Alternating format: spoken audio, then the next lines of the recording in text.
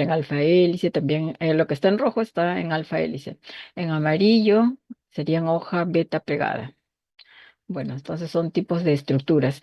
Ahora, ¿qué son las enzimas? Las enzimas son proteínas, pero que tienen actividad de catalizador biológico. ¿No? ¿Y en qué consiste? Porque es un catalizador biológico, participa en las reacciones químicas en los seres vivos. Su objetivo es aumentar la velocidad de las reacciones químicas en los seres vivos, en las células. Bueno, entonces aquí tenemos un esquema de cómo se realiza, ¿no? El proceso de la actividad enzimática, ¿no? Para ello, la enzima tiene que unirse a su sustrato, para empezar, ¿no? Entonces la enzima tiene un sitio activo. La enzima tiene un sitio activo en la que se une el sustrato. ¿Ya? Entonces, cuando se une la enzima con su sustrato, forma el complejo enzima-sustrato. Aquí, como vemos también en esta reacción, ¿no? Enzima más sustrato forma el complejo enzima-sustrato. Luego aquí ya ocurre una serie de rearreglos moleculares aquí para formar así el producto. Entonces, luego tenemos acá la formación del producto. Se libera el producto, ¿no? Y la enzima también igualmente ya queda libre. Cuando se forma el producto, la enzima queda libre. Y esta enzima puede también participar en otras reacciones. Entonces, esta enzima puede ya participar en varias reacciones, ¿no? Varias veces, ¿no? Para formar así el producto. Entonces, esta enzima nuevamente se va a unir a otro sustrato y formar el producto. Y así sucesivamente. Bueno, entonces el objetivo de la enzima en sí es aumentar la reacción química. En los seres vivos hay una diversidad de enzimas, una diversidad de proteínas. Dentro de esas proteínas hay varios tipos de proteínas, pero dentro de los tipos de proteínas tenemos aquellas proteínas que tienen actividad catalítica. Aquí otro ejemplo tenemos la pepsina. La pepsina es una proteína que se encuentra a nivel del estómago. ¿Y cuál es la función de esta pepsina? Es degradar las proteínas. Entonces, cuando nosotros consumimos una dieta rica en proteínas, ¿no? Este alimento pasa al estómago. Y en el estómago va a actuar la pepsina, pero la pepsina tiene un pH óptimo, su pH es 2, un pH bajo, es un pH ácido. Entonces, a nivel del estómago también se va a segregar HCl, ácido clorhídrico, de tal manera que el pH es 2. Entonces, de esta manera ya la pepsina puede actuar y comienza a degradar las proteínas, ¿no? Como sabemos, ¿cómo están conformadas las proteínas? De aminoácidos.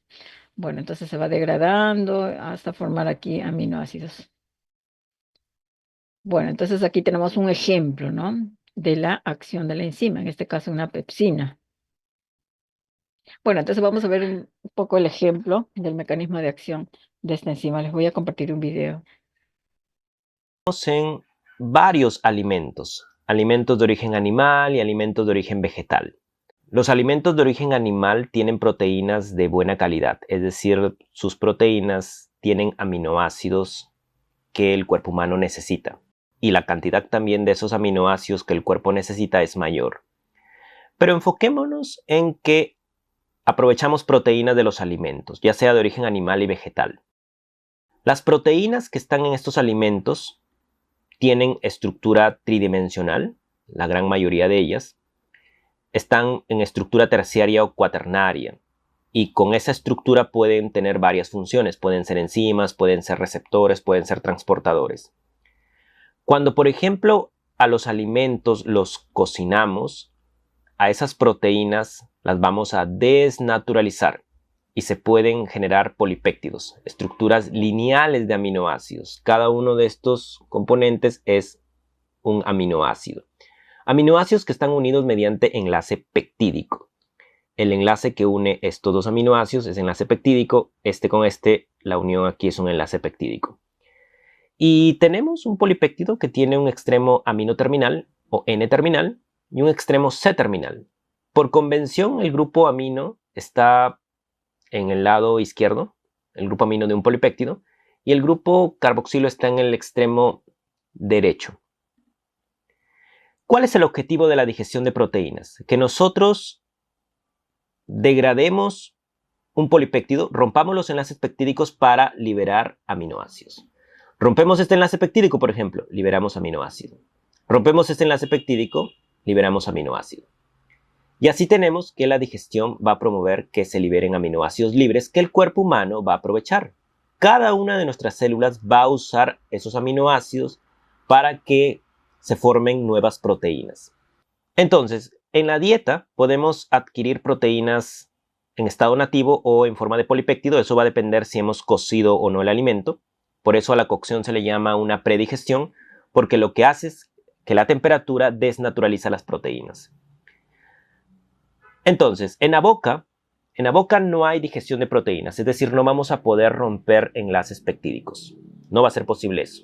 Lo que ocurre en la boca es la masticación. Es muy importante la masticación porque lo que hace es romper las células de estos alimentos y liberar el contenido de proteínas.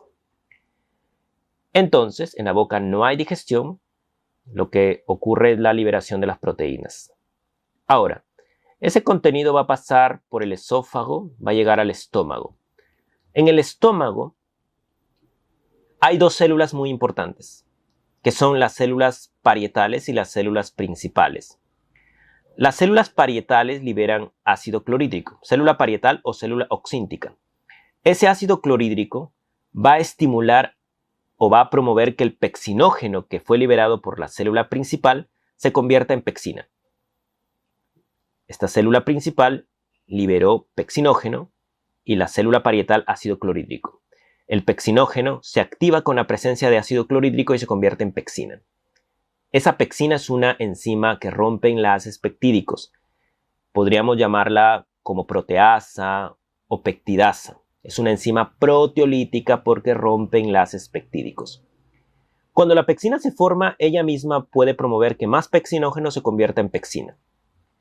Dos cosas muy importantes. La primera, el ácido clorhídrico va a promover que hayan muchos protones en el estómago, es decir, se aumente la acidez, y cuando la acidez se aumenta, el valor de pH baja. Es por eso que en el estómago hay un pH entre 1 a 2.5. Es muy importante que no abusemos en la ingesta de agua, porque si tomamos mucha agua, el ácido se va a diluir y va a aumentar el pH. Es muy importante que tengamos este valor de pH para poder desnaturalizar las proteínas. Si tomamos mucha agua, vamos a hacer que ese pH no esté en este rango y no vamos a poder desnaturalizar las proteínas que estamos consumiendo. Principalmente cuando, por ejemplo, alguien no mastica bien. Si alguien no mastica bien, va a pasar todo el contenido y esas proteínas no se van a ver liberado apropiadamente o no se han desnaturalizado apropiadamente, y eso va a impedir que nosotros digeramos las proteínas. Ahora, ¿qué es el otro punto importante que les quería comentar? La pexina es una enzima proteolítica porque rompe enlaces peptídicos. Habíamos dicho que el ácido promovía que la proteína en estado nativo o en estado tridimensional se desnaturalice y se forme un polipéptido como este. La pexina rompe enlaces peptídicos, pero no en cualquier lugar. Rompe enlaces peptídicos que están en el centro del polipéptido. Por ejemplo, puede romper aquí, aquí, aquí.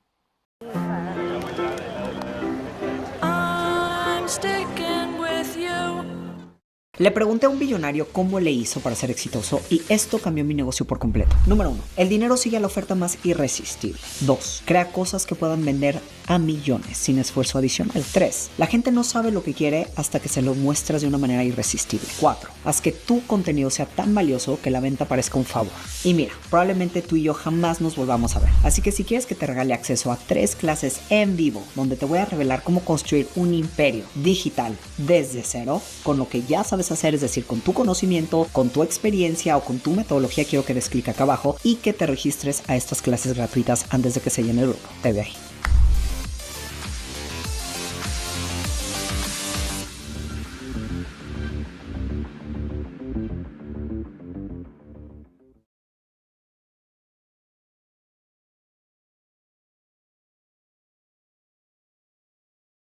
Podríamos llamarla a la pectina como una endopeptidasa porque le gusta romper enlaces peptídicos del centro del polipéptido. Vamos a suponer que la pectina va a romper este enlace peptídico.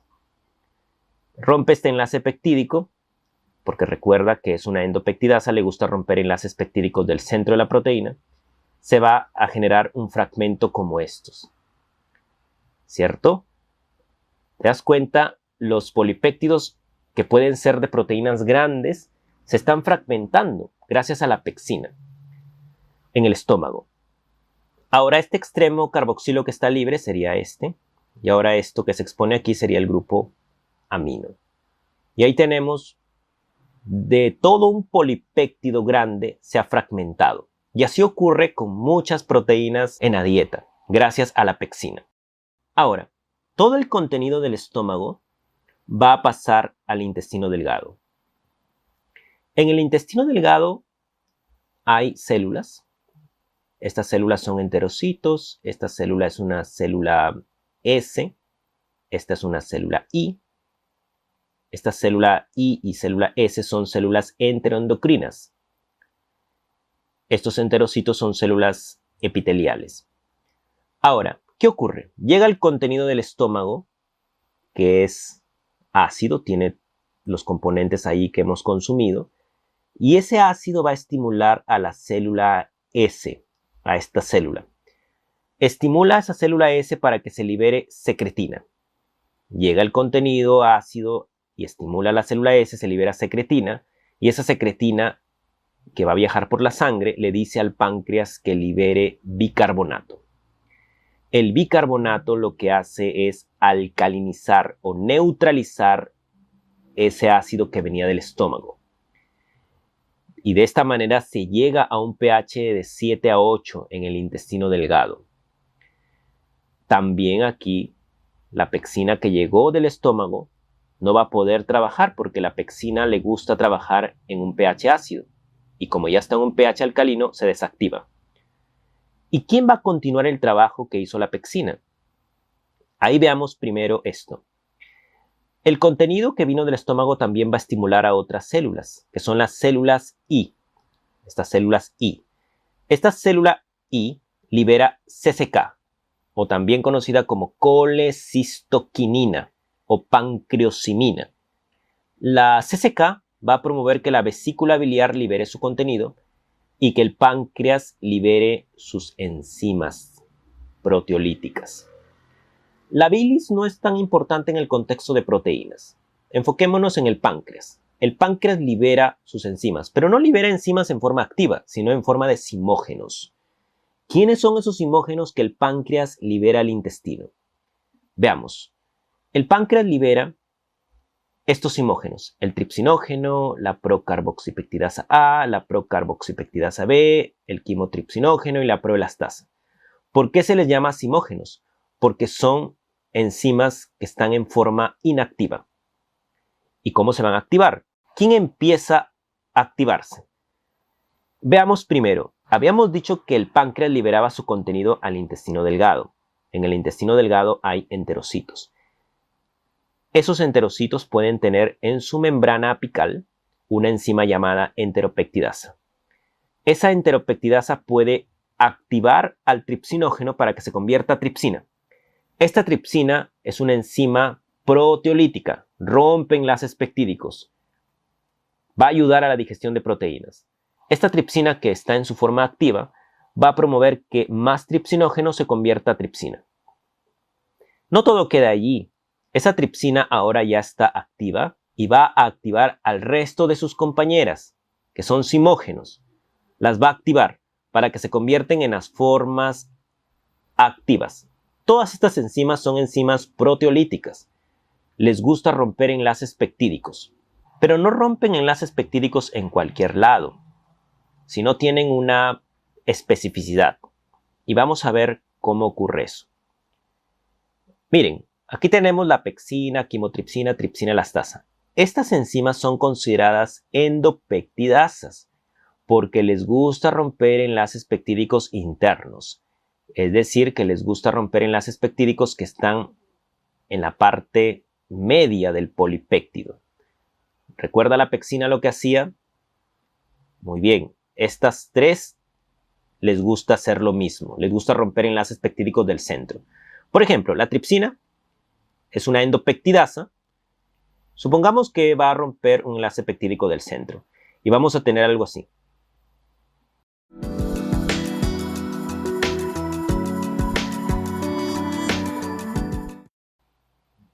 ¿Ves? Ha roto este enlace peptídico que unía estos dos aminoácidos. Viene la quimotripsina. Y como hemos dicho, le gusta romper enlace peptídico del centro. Aquí tenemos un polipéptido más pequeño que se ha formado. Hay dos aquí que se han formado. Ahora, la tripsina o la quimotripsina pueden actuar aquí y romper en medio. Viene otra endopeptidasa, rompe en medio. ¿Te das cuenta? Y así tenemos que las endopeptidasas van poco a poco generando fragmentos más pequeños. ¿Qué pasa con las carboxipeptidasas que también fueron liberadas por el páncreas en forma inactiva que luego se activaron en el intestino? A estas carboxipeptidasas les gusta remover o romper enlaces peptídicos del lado C-terminal, es decir, los que están más cercanos al grupo carboxilo. Y veamos el escenario. Tenemos una carboxipeptidasa, A o B. Les gusta romper enlaces peptídicos que están cerca al grupo carboxilo. Podemos tener este escenario. Viene una carboxipeptidasa, rompe aquí, se libera aminoácido. Otra carboxipeptidasa, rompe aquí, se libera este dipéptido. Viene por acá otra, ahí está. Y así tenemos que las carboxipeptidasas les gusta cortar en el extremo C-terminal o carboxiterminal. Y ahora, las aminopeptidasas, de ellas no habíamos dicho nada hasta ahora. Estas aminopeptidasas se encuentran en el borde de cepillo. Están allí, en el borde de cepillo de los enterocitos. Están allí las aminopeptidasas. ¿Qué hacen las aminopeptidasas?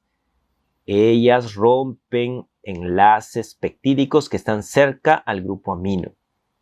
Y aquí podemos tener, viene una aminopeptidasa, rompe aquí. Otra aminopeptidasa, rompe aquí. Otra aminopeptidasa, rompe por acá. Y así tenemos que se están rompiendo las proteínas por este extremo, gracias a las aminopeptidasas. Y así tenemos este escenario. Puedes tomarle una fotografía a esto. Hay mucho más bioquímica de fondo porque estas enzimas rompen aminoácidos en lugares específicos y tienen cierta preferencia por aminoácidos en especial. Por eso aquí te he puesto algunos donde les gusta romper. Pero tengamos en cuenta esa clasificación general. Endopeptidasas, aminopeptidasas y carboxipeptidasas. Aminopeptidasas hay varias, por si acaso. Solamente por simplicidad les he explicado dónde les gusta funcionar a ellas. Ahora sigamos y entendamos un poco más del proceso. Estas proteínas que fueron procesadas de alguna manera por la pexina ya hizo algún trabajo. Ahora estas proteínas pasan al intestino delgado. Ya habían llegado ahí, recuerda. Y ahora en el intestino delgado vamos a hacer un zoom a esta zona de enterocitos. Acá. Vamos a ubicarnos en el intestino delgado. Aquí tenemos enterocitos. Enterocitos. Hay varias enzimas allí. De borde de cepillo está la aminopeptidasa. Tenemos la dipeptidasa y tripeptidasa, que vamos a comentarte en un momento qué hacen estas dos. Hay transportadores que van a aprovechar los aminoácidos. Y veamos cómo se terminan de digerir las proteínas. Vamos a aumentar un poco el tamaño para visualizar mejor. Tenemos varias proteínas que han venido de la dieta. Y viene a tallar la tripsina, por ejemplo, aquí, en esta proteína. La tripsina, ¿qué era? Era una endopeptidasa. ¿Dónde va a romper? Rompería en medio del polipéptido. Vamos a suponer que ahí hace una ruptura. Ahí está, la tripsina. Si viene y trabaja la carboxipeptidasa, ¿dónde va a romper la carboxipeptidasa? En el extremo C-terminal, ¿cierto? Viene aquí una carboxipeptidasa, puede romper por acá, rompe aquí. ¿sí? Viene una aminopeptidasa. ¿Dónde rompería la aminopeptidasa en este polipéptido? Cerca al grupo amino. Entonces viene una aminopeptidasa aquí, rompe en este enlace peptídico. Viene por acá, de repente no puede romper aquí, porque hay veces que no es perfecto esto, y rompe aquí. Rompe por acá. Y así podemos tener que las enzimas digestivas del intestino delgado continúan haciendo el trabajo de la pexina. La pexina hizo algo, ¿cierto? Fragmentó los polipéptidos en cadenas pequeñas y ahora siguen las enzimas del intestino delgado rompiendo. Terminemos de romper, por ejemplo, este péptido pequeño. Viene una endopeptidasa, una tripsina, rompe aquí. Ojo que endopeptidasa también puede ser la elastasa. La elastasa se conoce por digerir proteínas de tipo fibrosas, como la elastina, por ejemplo. La idea es que aquí rompió una endopeptidasa, ¿cierto? Una endopeptidasa. Viene una carboxipeptidasa, rompe por acá. Viene una aminopeptidasa, por acá. Sobre este, viene una endopeptidasa, rompe aquí. Llevo más de 14 años trabajando en remoto y a mi ritmo. Y no es que te falten habilidades, es que no sabes. Una endopeptidasa puede ser una tripsina, por ejemplo. Producto de la digestión se generaron tripéptidos y dipéptidos. En el borde de cepillo hay tripeptidasas y dipeptidasas. Las tripeptidasas rompen esos tripéptidos y generan aminoácidos libres. Las dipeptidasas rompen el único enlace peptídico que está aquí y generan 2 aminoácidos. Hay algunos tripéptidos y dipéptidos que no se van a romper con facilidad y para eso existen transportadores que los van a captar. Y así tenemos que poco a poco se van a ir rompiendo los polipéptidos y vamos a tener lo que nos interesa, que son los aminoácidos. Esos aminoácidos pueden ser absorbidos por los enterocitos y hay transportadores específicos. Cuando tenemos aminoácidos solos que están libres, ellos pueden pasar por medio de este transportador, un transportador dependiente de sodio, que es de tipo sin porte, porque pasan 2 cosas a la vez. Pasa este aminoácido y pasa el sodio, ¿cierto? Muy bien. ¿Qué pasa cuando tenemos, por ejemplo, fragmentos que son de 3 aminoácidos o tripéptidos? También hay transportadores. En este caso, esos transportadores de tripéptidos o dipéptidos dependen de protones. Por eso pasa un protón y pasa un tripéptido o pasa un dipéptido. Vamos a ver cómo pasa este, por ejemplo. Miren, acá este dipéptido pasó y allí tenemos. Lo que nos interesa son los aminoácidos. Los aminoácidos pueden pasar por estos transportadores de la zona vasolateral y llegan a la sangre, específicamente a la vena porta hepática, y de esta manera estos aminoácidos pueden llegar al hígado.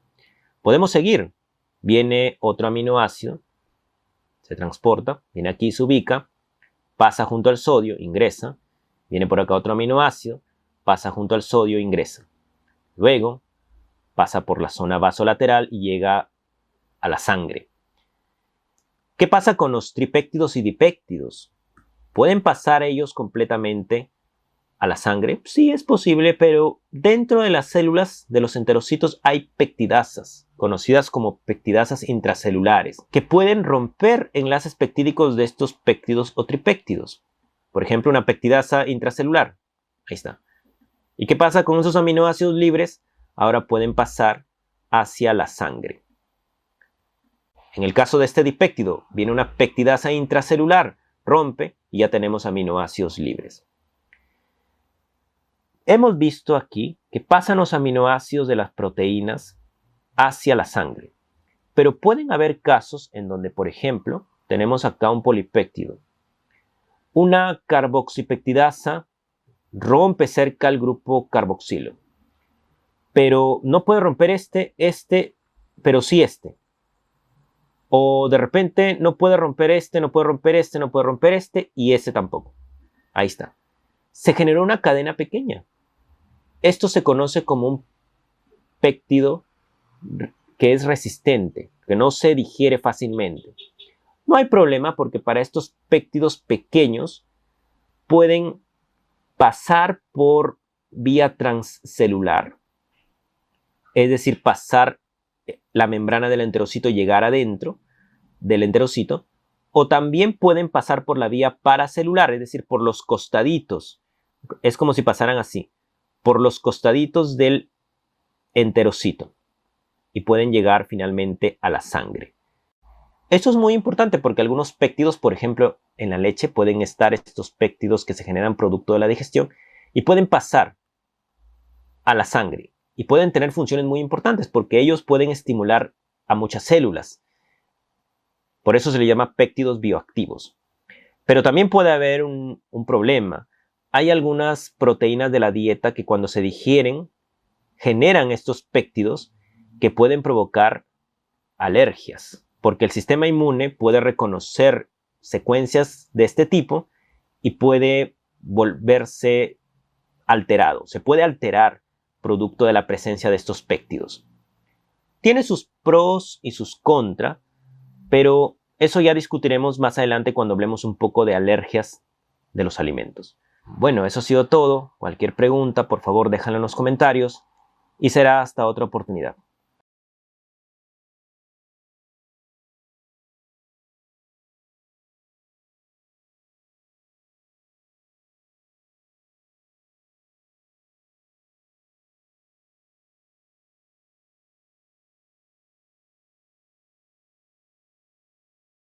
Bien, estimados alumnos, hemos visto, ¿no?, la importancia de las enzimas en la digestión, ¿no? Actúan una serie de enzimas para poder así degradar la proteína hasta aminoácidos, ¿no? Rompen los enlaces peptídicos. Bueno, ahora, ¿qué otra importancia tienen las enzimas? Las enzimas también son producidas por microorganismos, hongos, plantas, también producen enzimas para de esta manera también obtener energía.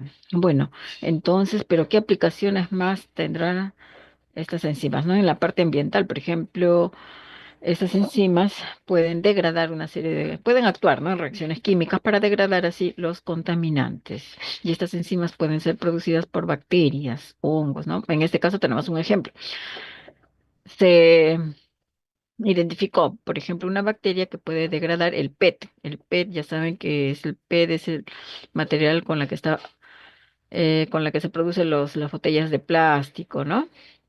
El PET, ¿no? Que es el tereftalato de polietileno, es el PET, ¿no? Entonces, en una investigación han identificado la bacteria que puede degradar el PET. Bien, y aquí tenemos la reacción química en la que actúan, ¿no?, las enzimas producidas por esta bacteria. Entonces, esta bacteria produce enzimas que pueden degradar el PET. Entonces, aquí tenemos el PET, ¿no?, que es el tereftalato de polietileno. Aquí actúa esta enzima que se llama PET-ASA. Acá también vemos que entra una molécula de agua. Ahora, este tereftalato se convierte en ¿qué? ¿Cuál es el producto de esta reacción? Es el MHET, el mono 2 hidroxietil tereftalato. Después actúa otra enzima y también entra otra molécula de agua, ¿no?, que es MHTasa. Entonces aquí ya van dos enzimas que están actuando. Ahora, los productos de la reacción son dos, en este caso glicoletileno y también ácido tereftálico.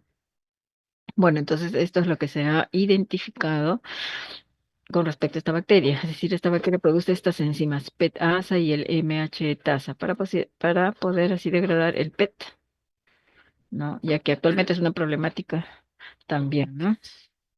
Bueno, les voy a compartir un video sobre la degradación del plástico.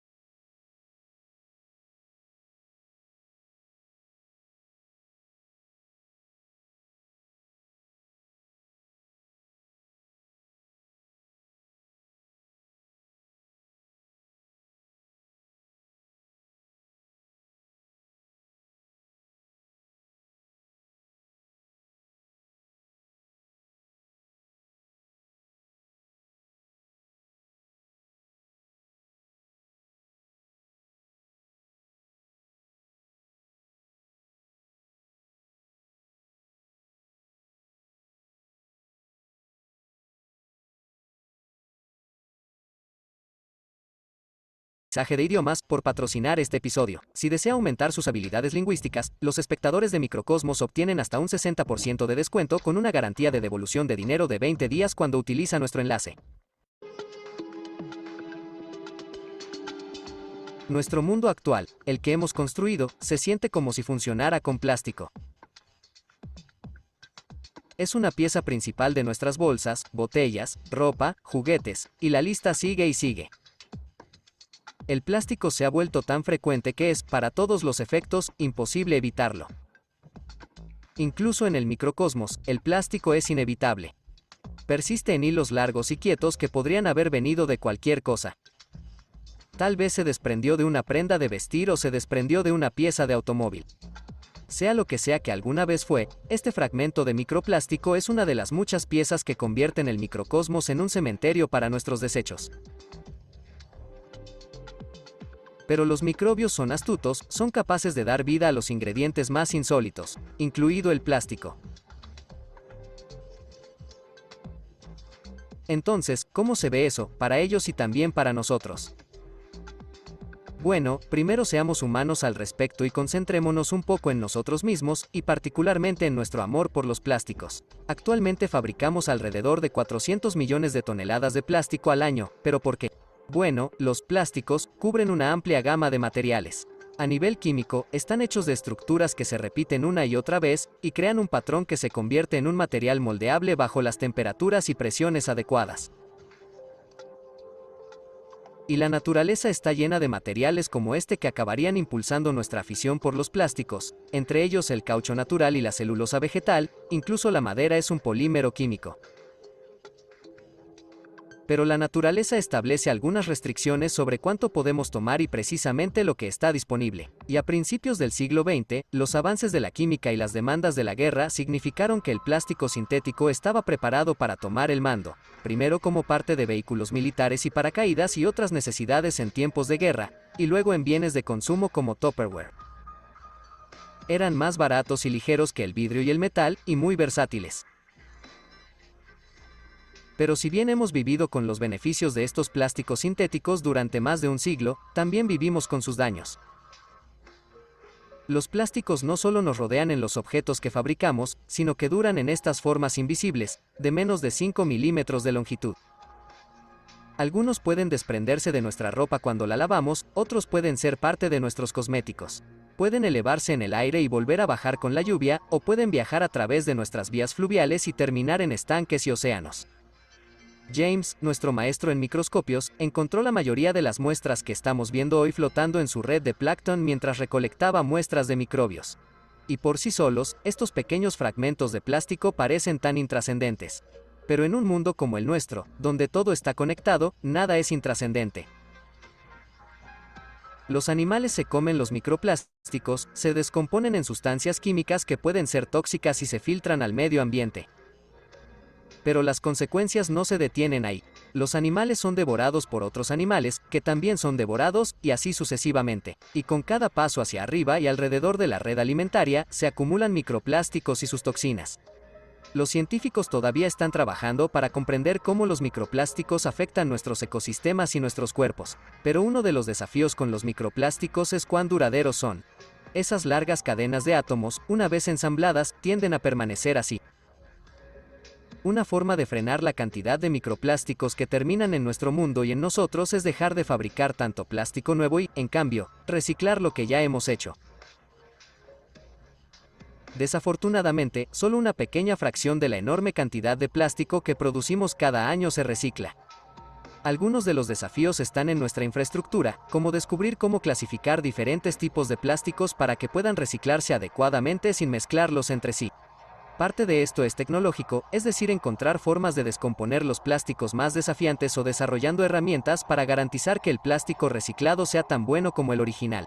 Y eso ha llevado a los científicos a buscar posibles respuestas en el microcosmos, con una pregunta particular en mente: ¿pueden los microbios comer plástico? Ahora hay muchas formas de investigar esa cuestión, y María Pinto, una científica que nos ha enviado muestras antes, la ha llevado al océano mientras observa cómo las bacterias se acumulan en los plásticos. Las muestras vienen de todas partes. Algunos son del Océano Atlántico, algunos del Océano Pacífico, algunos del Mar Adriático. La ubicuidad de los microplásticos en sus muestras se siente similar a la forma en que encontramos microbios en todas partes, pero sin la maravilla y el asombro que inspiran los microbios. Ahora los microbios están en todas partes porque encuentran la manera de resistir, adaptarse y propagarse. Su ubicuidad es un marcador de su ingenio. Los microplásticos, en cambio, son producto de nuestro ingenio, pero también de nuestro descuido con nuestras creaciones. También encaja que estas dos entidades omnipresentes se encontrarían. María ha visto cómo las bacterias se acumulan en microplásticos, sus cuerpos celulares producen enzimas que incluso podrían descomponer los plásticos en sus unidades individuales para que las bacterias las utilicen. Los científicos también están buscando en muchos otros lugares: playas griegas, barro cerca de una fábrica de reciclaje japonesa, aguas termales en el Parque Nacional de Yellowstone. Estas diversas iteraciones del microcosmos y las bacterias que comen plástico en ellas nos enseñan más sobre las enzimas que podríamos usar en el futuro para reciclar plástico. Estas enzimas vienen con sus propios desafíos.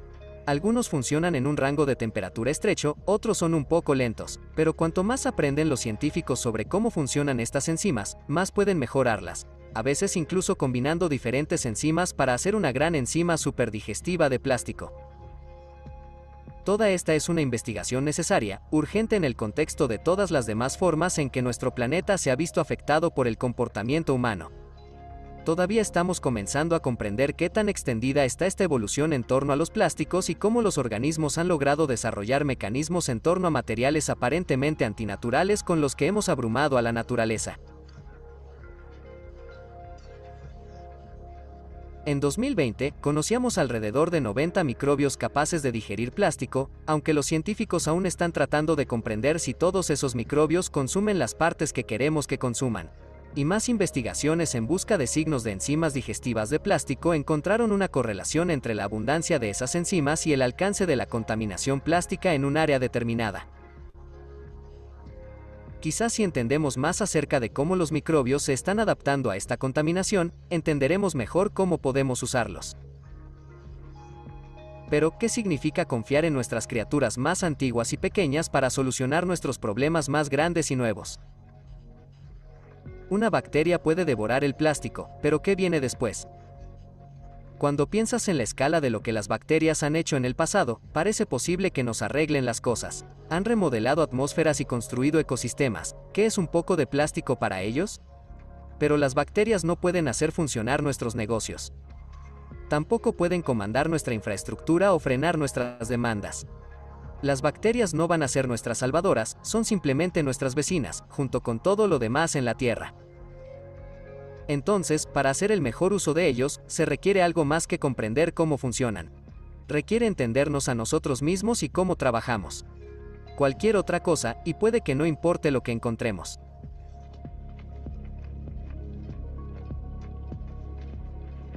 Gracias por acompañarnos en este viaje mientras exploramos el mundo invisible que nos rodea.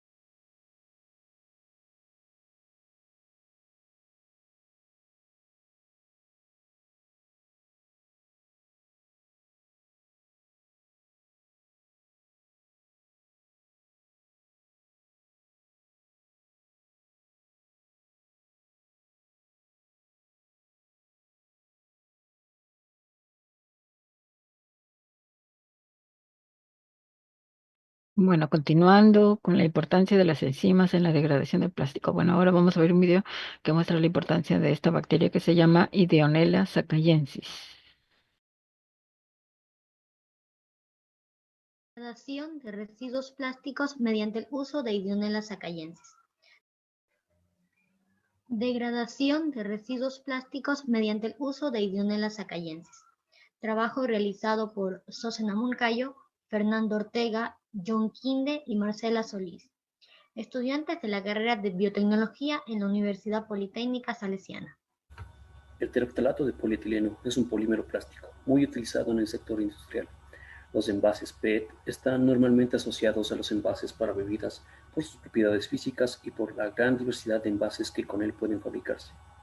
Debido a su alto índice de producción y el hecho de que tarda tanto en degradarse, el PET representa una problemática mundial en la actualidad, ya que si no gestionamos correctamente los residuos, estos terminan en los ríos y en el mar, en donde liberan sus componentes, dioxinas y phtalatos, afectando la salud y estabilidad de especies vulnerables. Existen algunas especies de hongos con la capacidad enzimática para poder degradar el PET, pero estos son limitados. Al indagar las comunidades microbianas naturales expuestas al PET en el medio ambiente, se logró aislar con éxito una nueva bacteria, la Idionella sacaiensis 201 F6. Lo interesante de este microorganismo es que puede crecer en superficies de plástico de polietileno tereftalato, PET, formando biofilm y adhiriéndose con unos apéndices que se utilizan también para secretar enzimas degradadoras de PET. Esta bacteria utiliza el PET como su principal fuente de carbono y energía para crecer.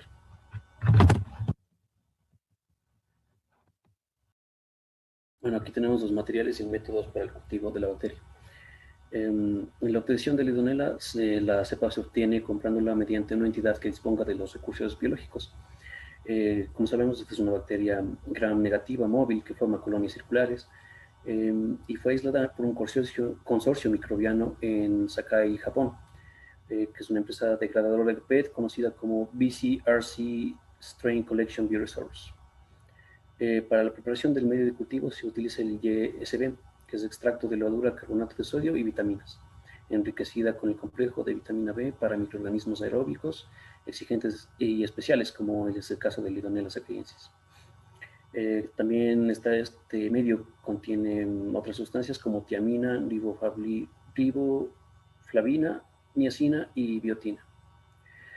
Para el cultivo de Idionella sacaiensis, primero se tiene que introducir el inóculo en el medio líquido dentro de un tubo o Erlenmeyer y se deja en la estufa para su cultivo entre una temperatura de 30 a 37 grados Celsius. La temperatura óptima en la que crece la Idionella. Además, en esta habitación no tiene que haber corrientes de aire. Para la introducción del plástico como alimento de Idionella se introduce láminas de PET que pueden conseguirse cortando botellas de bebidas gaseosas, y dichas láminas se retiran semanalmente en una a una y se pesan en miligramos, apuntando así las diferencias de masa. Cabe recalcar que estas láminas de PET están compuestas por largas cadenas de carbono y estas serán la principal fuente de carbono de dicha bacteria. Aquí podemos ver una imagen de Idionella sacaiensis en microscopía SEM y coloreada. Resultados y discusión. El descubrimiento de las enzimas petasa y metasa de la bacteria Idionella sacaiensis han abierto un gran abanico de posibilidades, pues estas enzimas son capaces de hidrolizar el material para convertir enzimáticamente el PET de manera eficiente en sus dos monómeros, que son el ácido tereftálico y el glicol de etileno. Se puede observar también cambios de opacidad en las láminas, ya que estas evidencian quiebres y desgastes en la estructura de las láminas de PET por la acción microbiana. Se observan también partículas microscópicas de PET en suspensión en los tubos contenedores de los caldos de cultivo con las láminas de polietileno, así como también algunos microorganismos. En 60 días aproximadamente ya no existe presencia de láminas de PET.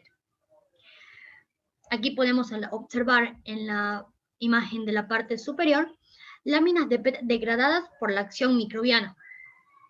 La siguiente imagen es una imagen MEP de una película de PET degradada después de 70 días. El recuadro de la misma muestra una película de PET intacta. La siguiente imagen es una imagen MEP de la superficie de la película de PET tratada. De la misma manera, el recuadro muestra una película de PET intacta.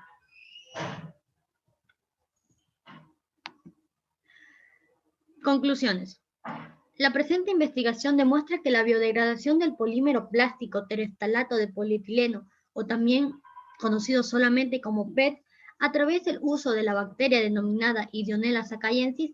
Es un mecanismo que supone una alternativa prometedora para combatir la lucha contra los problemas ambientales y sanitarios derivados de la acumulación de estos residuos. Sin embargo, hasta ahora las enzimas estudiadas con actividad hidrolítica sobre el PET muestran una baja actividad enzimática, pero esto solo supone un pequeño escalón que superar para que su uso a nivel global marque un aporte significativo en la búsqueda de reducir la huella de contaminación por residuos plásticos.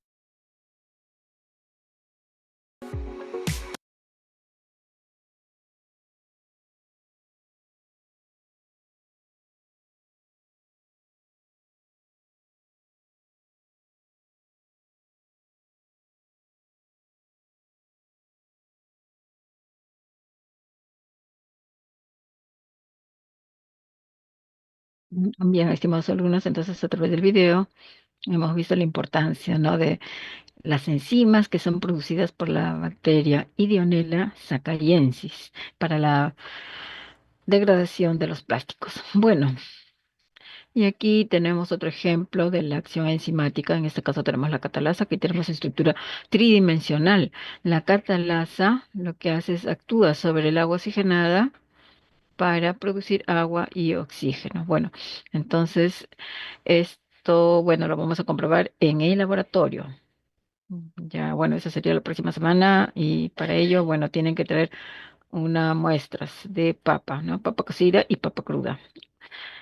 Bien, en la guía está el procedimiento para este estudio. Les voy a mostrar, les voy a compartir la guía.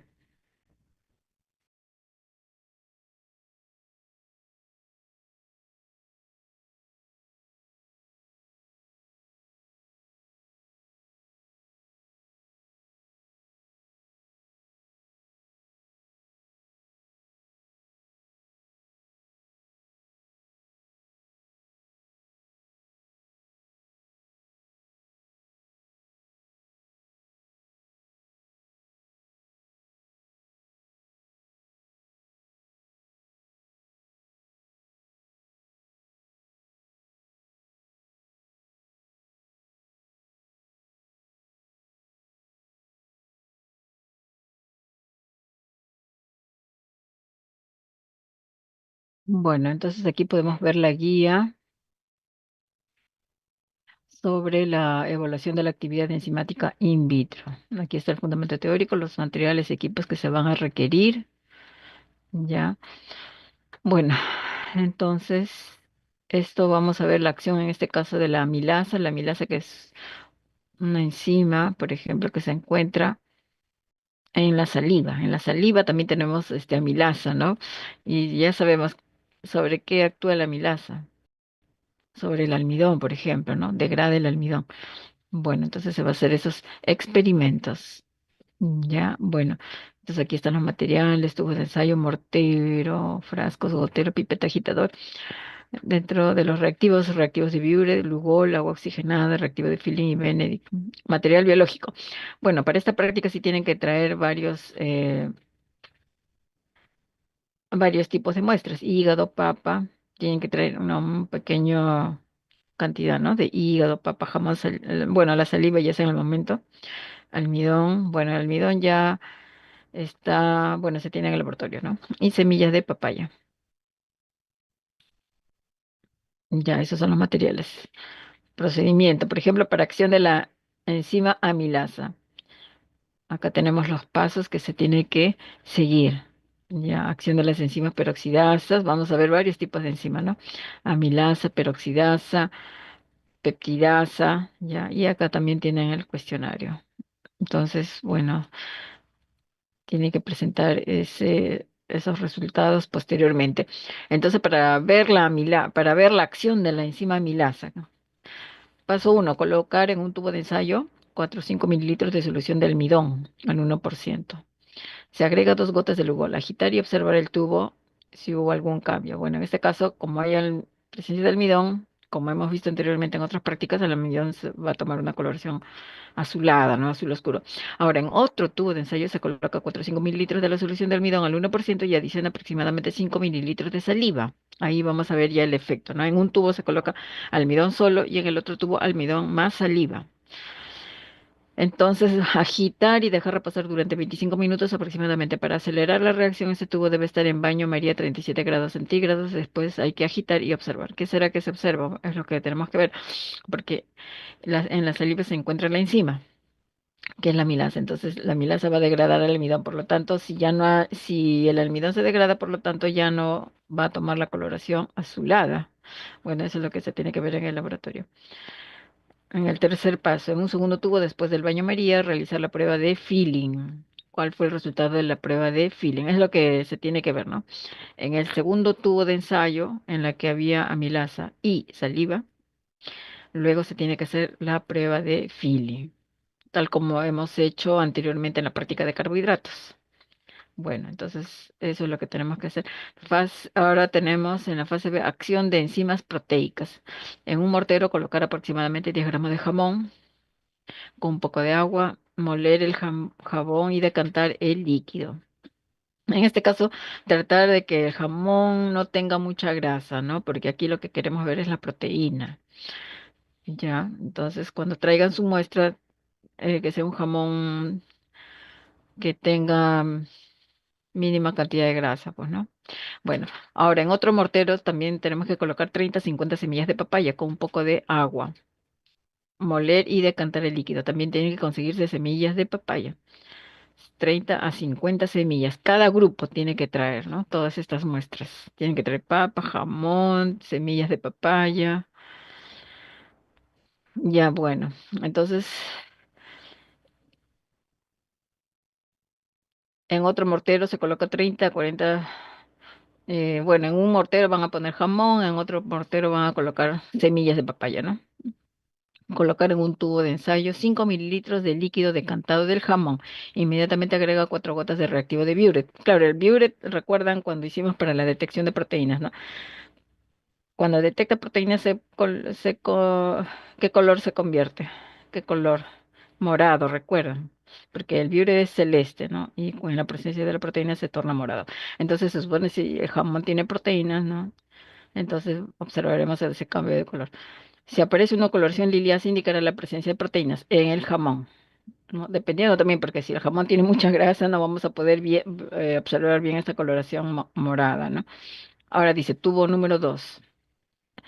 5 mililitros, bueno, colocar en el tubo 2 5 mililitros de líquido decantado de jamón y agregar este tubo de ensayo de líquido las semillas de papaya.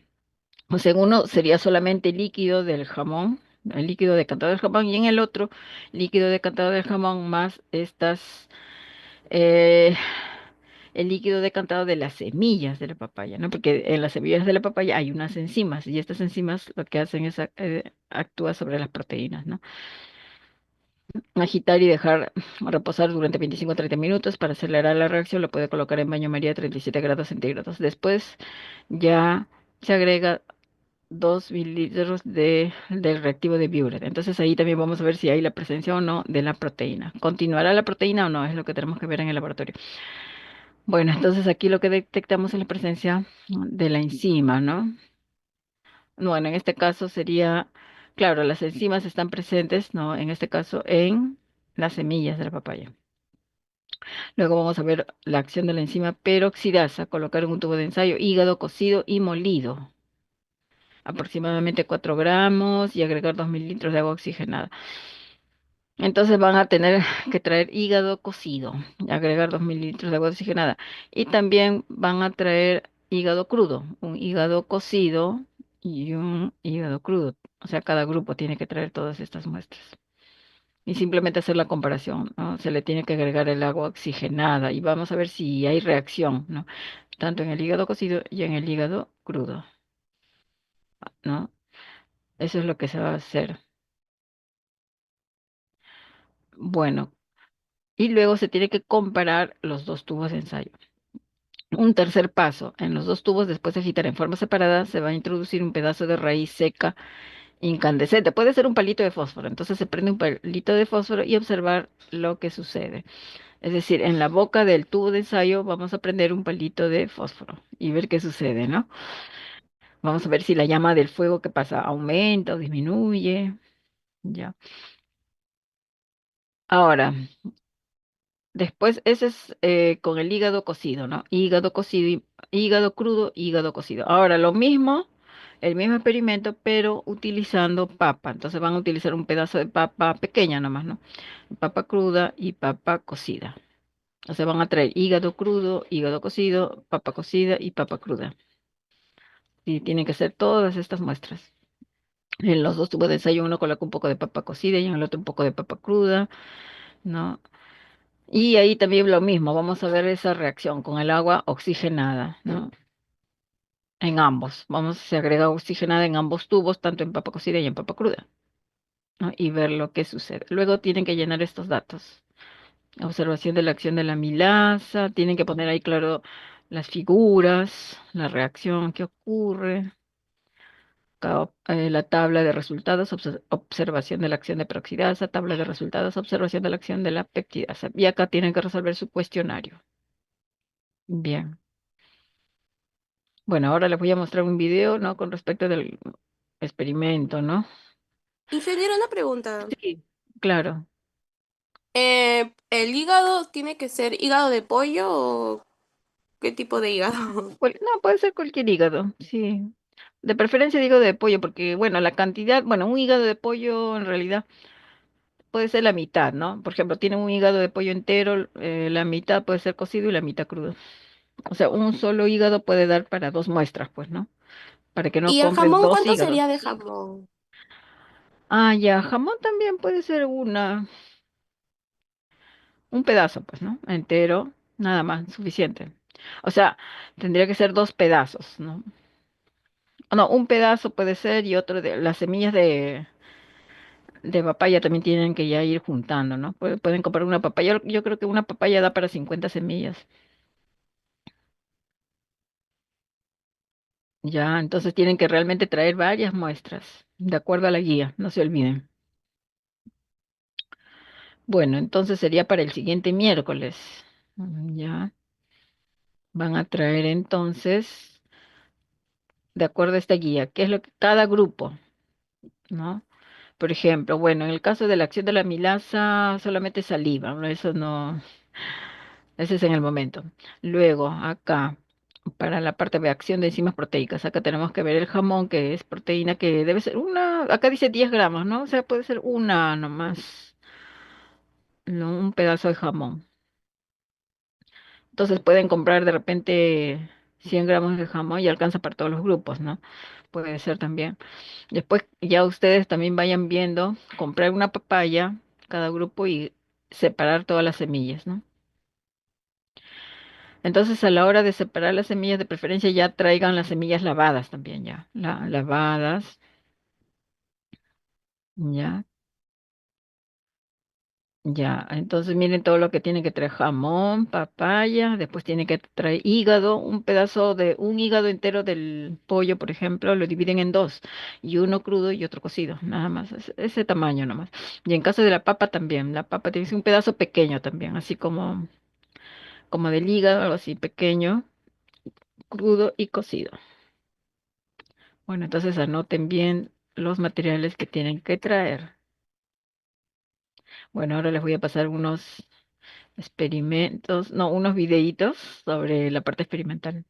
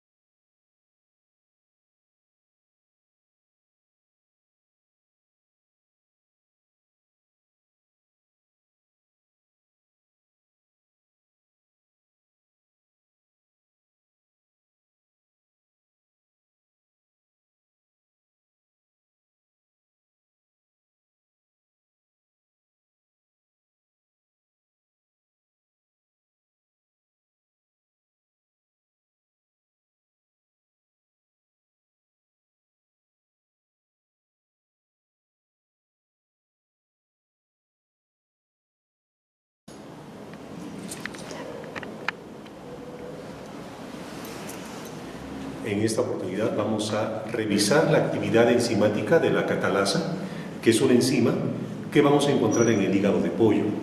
Para empezar, voy a explicar rápidamente lo que es la catalasa y lo que hace. La catalasa es una enzima que vamos a poder encontrarla en muchos organismos vivos, especialmente los humanos. Y esta enzima cataliza la reacción de descomposición del peróxido de hidrógeno, vale decir, el agua oxigenada en dos componentes, que es justamente el agua y el oxígeno. Ahora, este peróxido de hidrógeno es uno de los productos del metabolismo celular de diversos organismos, también en nuestras células humanas, pero debido a que es muy tóxico, es potencialmente tóxico, debe ser transformado de manera muy frecuente por esta catalasa en justamente lo que dijimos, los productos finales, agua y oxígeno molecular. Para hacer esta demostración vamos a requerir los siguientes materiales. Contamos aquí con una gradilla, hay 3 tubos de ensayo rotulados convenientemente.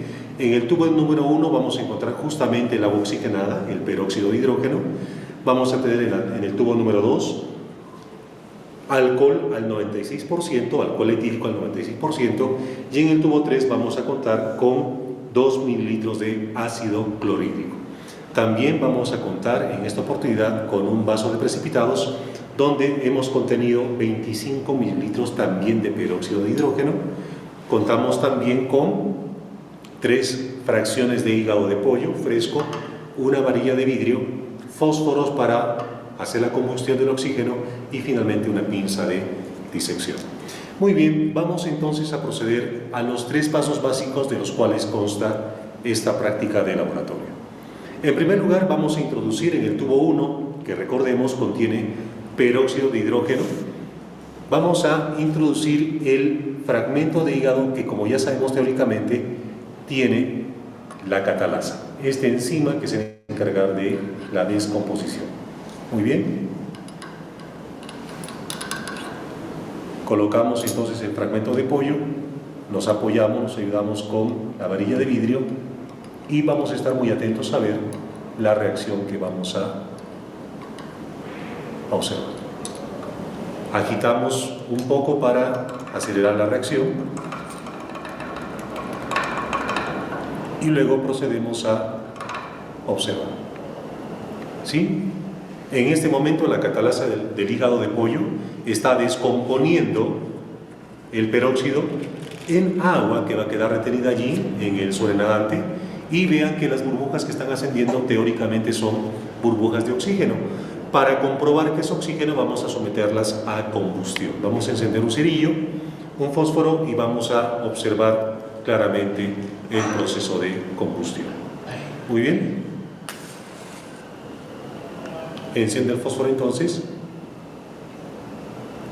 y vemos cómo la llama se va avivando conforme las hacemos arder.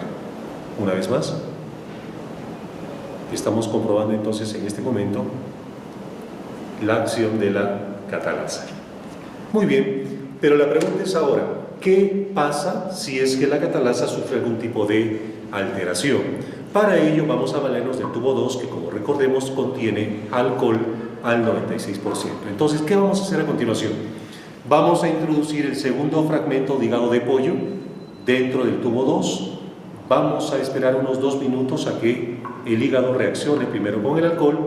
Vamos a verter, vamos a desechar el exceso de alcohol y procedemos luego a la reacción conocida. Hacer contacto entre el hígado, que contiene catalasa, y el peróxido. Muy bien, entonces ya hemos colocado nuestro trozo de hígado y vamos a esperar escrupulosos 2 minutos. Pueden apreciar en este momento si es que hay algún cambio de color, vamos a ver luego si es que hay algún cambio de consistencia entre el hígado que toma contacto con el alcohol, que está en un 96% de pureza. Muy bien, van 20 segundos de reacción. Vamos a agitar para acelerar un poquito la reacción. Ustedes, como estudiantes que son de tercero de secundaria, van a presumir lo que posiblemente esté pasando entre el hígado y el alcohol. Recuerden que el hígado es un órgano muy noble, es un órgano que tiene diferentes reacciones. Se habla de por lo menos 400 distintas reacciones químicas. Una de ellas justamente es la producción de catalasa, que no es solamente del hígado, sino es una enzima que se encuentra en diferentes células corporales. Bien, vamos en casi un minuto de reacción. Vamos a esperar otro minuto más y luego, como dijimos, vamos a desechar el alcohol que está sobrenadando allí y procedemos a la reacción conocida, es decir, introducir en el tubo 2 la misma cantidad de peróxido que está todavía reaccionando en el tubo 1. Bien, nos quedan 40 segundos todavía de los 2 minutos que hemos previsto y vamos a ver si la reacción vuelve a repetirse.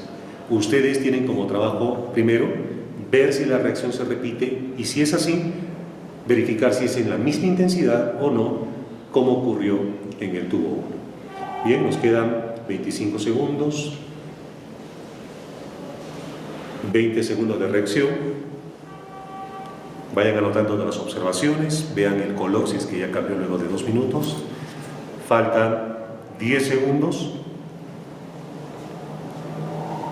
5, 4, 3, 2, 1, cumplidos los 2 minutos. Entonces vamos a desechar. Fíjense que ha habido un cambio de color muy marcado. Desecho los 2 mililitros de alcohol y a continuación procedo a agregar la misma cantidad de peróxido, 2 mililitros.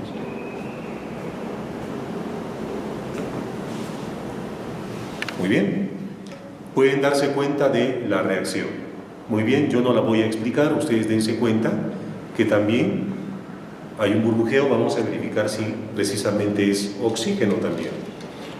Bien, dense cuenta que la reacción se está dando, pero ustedes tienen que determinar si fue en la misma dimensión que en el tubo número 1. Vamos a esperar que las burbujas lleguen a la parte superior del tubo de ensayo y hacer la verificación. Entonces, pónganse a pensar en qué está pasando con la catalasa en contacto primero con el alcohol y luego de esto, si es que hubo algún tipo de distorsión o algún tipo de afectación de la catalasa al haber sido sometida justamente a esta sustancia, ¿no?, que es el alcohol al 96%. Bien, vamos a verificar la presencia de oxígeno. Miren cómo se aviva bastante notoriamente la llama. Muy bien, comprobado entonces, hay presencia de oxígeno, la reacción química entonces se ha llevado a cabo. Recordemos que la reacción, ¿cuál es? De que el peróxido de hidrógeno, que es H2O2, va a ser descompuesto por la acción de la catalasa y vamos a obtener como productos finales agua y oxígeno molecular, que justamente está burbujeando y está provocando la combustión. Paso 3 de la experiencia. Vamos a coger el último fragmento de hígado de pollo y lo vamos a introducir en el tubo 3, que contiene ácido clorhídrico. Bien, vamos a depositar el hígado y vamos a dejarlo también durante 2 minutos.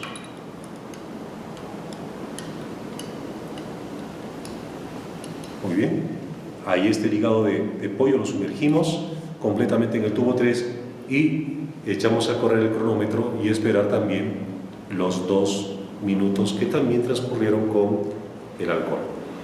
Bien, entonces ya nos hemos dado cuenta que hay una primera reacción, que es la reacción natural.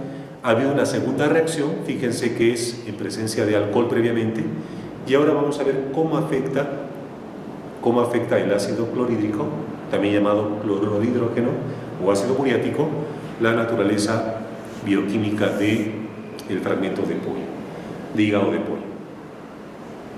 Muy bien, ya han pasado 36 segundos desde que hemos empezado la reacción. Verifiquen, tienen allí ustedes los 3 tubos, verifiquen si es que el color del tubo 3 en el hígado especialmente es el mismo que en el tubo 2. Si es que hay algún cambio más notorio, anótenlo por favor, tomen nota de todo lo que están observando. Ya vamos con 1 minuto de reacción.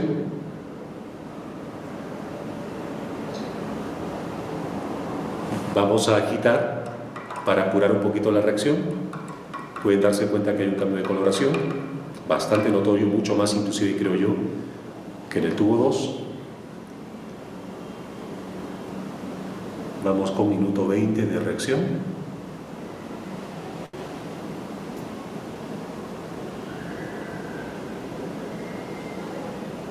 A ustedes ya les corresponde buscar el fundamento teórico del por qué se han dado estas 3 reacciones. Bien, van a buscar información más seria que se pueda en internet, de repente libros en físico que quizás sobran en casa, y con esa información ustedes van a determinar en el informe que ya les he pedido en salón de clase, van a hacer el informe que sustente los hallazgos que hoy día vamos a registrar en nuestro cuaderno de campo. Faltan 7 segundos, 6, 5, 4, 3, 2, 1, 2 minutos vencidos. Desechamos, como ocurrió al inicio, el exceso de ácido clorhídrico. Muy bien. Y como paso final vamos a agregar los mililitros correspondientes del peróxido de hidrógeno.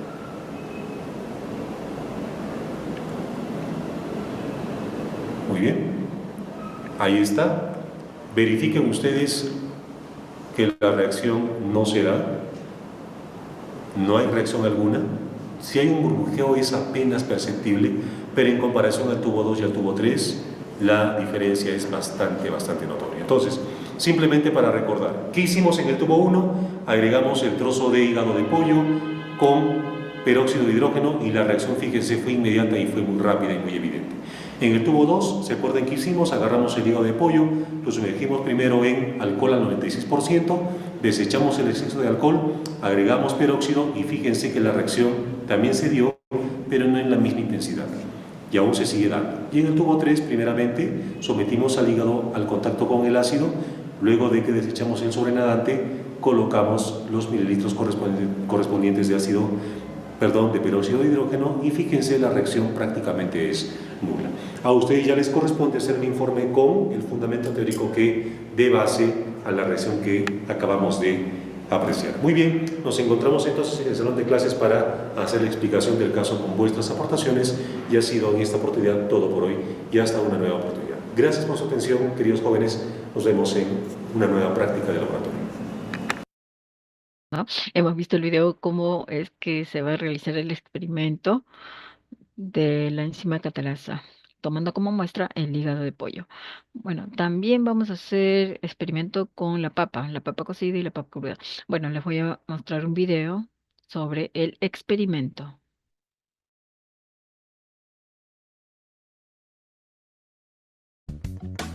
Hola, mi nombre es Juliane y en esta ocasión les voy a enseñar un experimento muy sencillo que pueden realizar desde sus casas.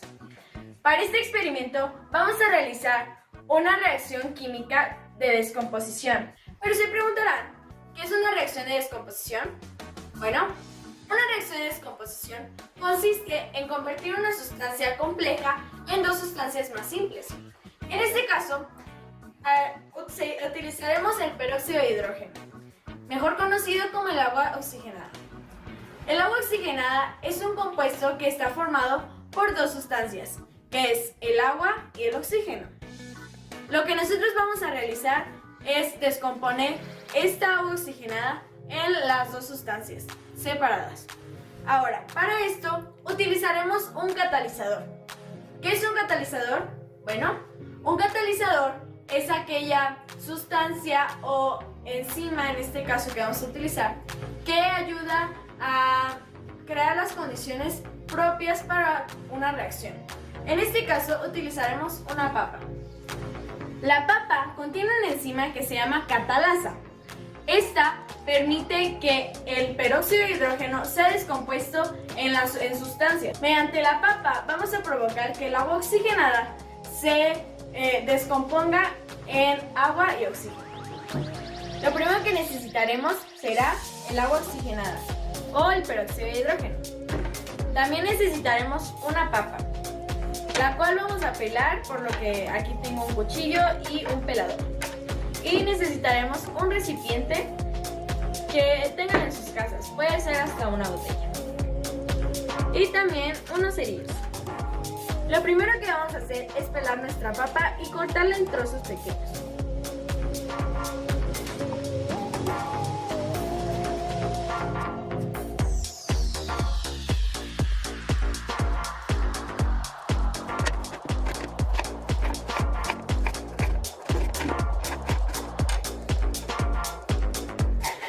Ya teniendo nuestra papa en trozos la vamos a meter dentro de nuestro recipiente.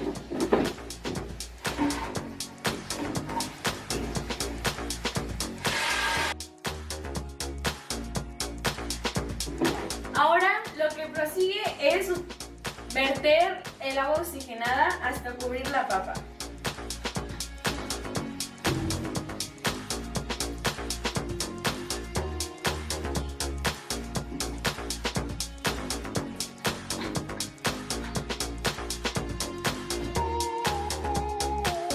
Meneamos un poquito para que el agua oxigenada entre bien en contacto con la papa.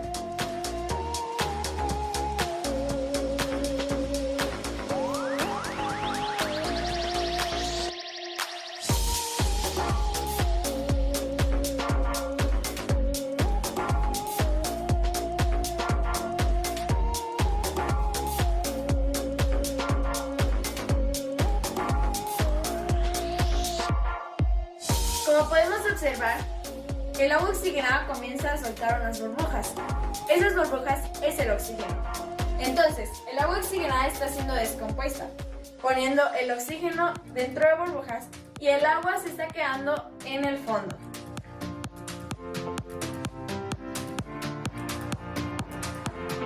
Conforme va pasando el tiempo, el oxígeno va a ir subiendo más hasta quedar completamente descompuestos. Ahora vamos a realizar una prueba con fuego para determinar si esto realmente es oxígeno.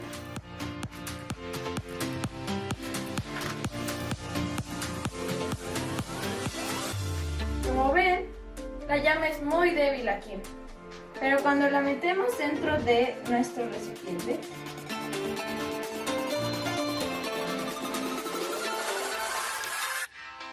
empieza a ser más fuerte la llama. Esto debido a que al desprenderse el oxígeno favorece la combustión.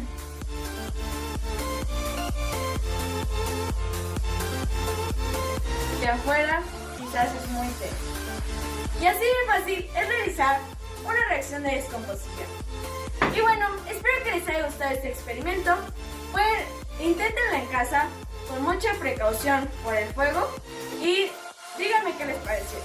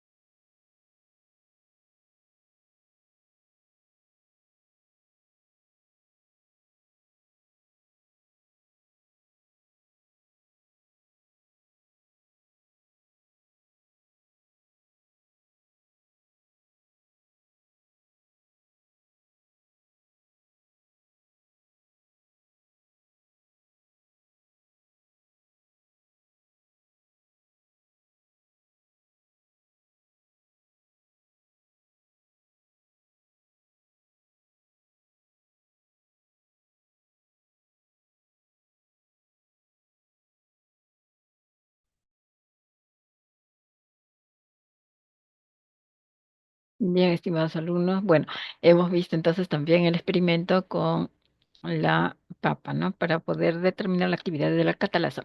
Bueno, ahora en el caso de la papaya, también como hemos mencionado, como está mencionado en la guía, ¿no?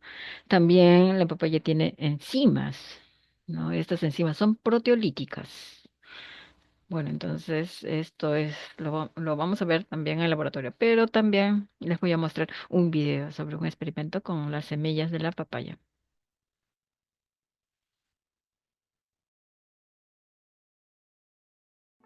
Hola, me llamo Angelina World y este es el laboratorio número 2 de biología. Este laboratorio se llama el de enzimas.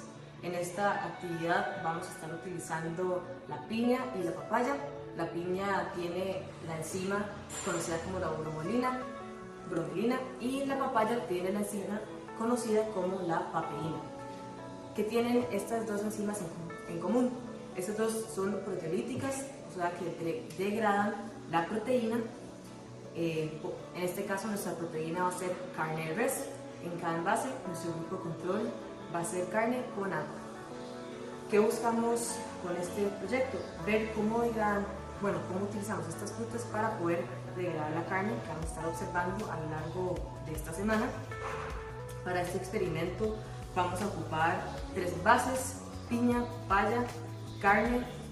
Yo utilicé un vaso para medir, pero perfectamente se pueden utilizar 3 vasos. Algo que también hice fue asegurarme de que todos tuvieran la misma cantidad de licuado de papaya, licuado de piña y agua. Y además van a ocupar un cuchillo y una licuadora. Es muy importante que cada vez que utilicen la piña y la papaya utilicen diferentes guantes, si no van a contaminar y pueden haber errores en el laboratorio, y también al cortar y utilizar la licuadora, lavarlo muy bien. Ahora vamos a observar el procedimiento para poder realizar este laboratorio. Además, vamos a tener un análisis al final de los resultados. Ok, durante esta primera parte vamos a cortar la carne y lo vamos a colocar uno en cada envase. Luego vamos a cortar la papaya y lo vamos a licuar.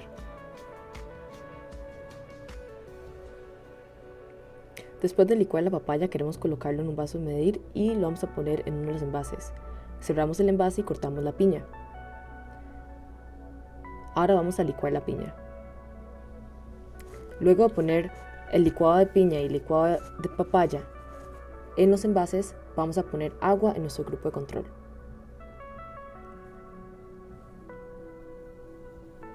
Ahora vamos a ver cómo se ve la carne a lo largo de estos 4 días. En el segundo día, la carne estaba un poco gelatinosa. En el caso de la papaya, no se veía muy diferente. En el tercer día, el de la papaya todavía se veía normal, pero ya el de la piña estaba más gelatinoso y estaba reducido en tamaño. Durante el cuarto día ya no quedaba mucha carne en el envase de piña, pero el de papaya seguía más o menos igual. Como pueden observar, en el último día quedaba muy poca piña en comparación al de la carne que estaba con la papaya. Como pueden ver, se utilizó el mismo tamaño de carne en ambos, pero el de la piña ya estaba muy pequeña y era muy suave y se podía degradar. Bueno, ahora vamos a observar cómo se ve la carne en el último día. Como podemos observar, en el caso de la carne que estaba dentro de la papaya, está un poco gelatinosa, pero no ha cambiado mucho desde el primer día. A diferencia de la papaya, que la papaya se redució por completo en tamaño. De hecho, esto es lo único que queda del pedazo de carne que se había puesto al comienzo. Una piecita acá, otra piecita acá. Y digamos, la textura de la piña está muy suave, muy también gelatinoso y como que se deshace fácilmente. Una de las conclusiones que podemos dar de esto es que la enzima que está en la piña, la bromelina, como es una enzima que digiere proteína, aquí podemos ver ese ejemplo, cómo funciona. Como se había mencionado antes también, la piña se utiliza como en recetas de carne, como se cocina para suavizar la carne. Así es como quedó la carne y así es como quedó el de la papaya. La papaya se podría considerar que tal vez la enzima de la papeína no es tan efectiva como la enzima de la bromelina, pero cada una tiene funciones diferentes. La enzima de la papaya, la papeína, desempeña una función fundamental en el proceso digestivo al participar en la descomposición de fuertes fibras de proteína. Pero en este caso, se pudo observar que en este experimento, la bromelina, que es la enzima de la piña, fue más efectiva.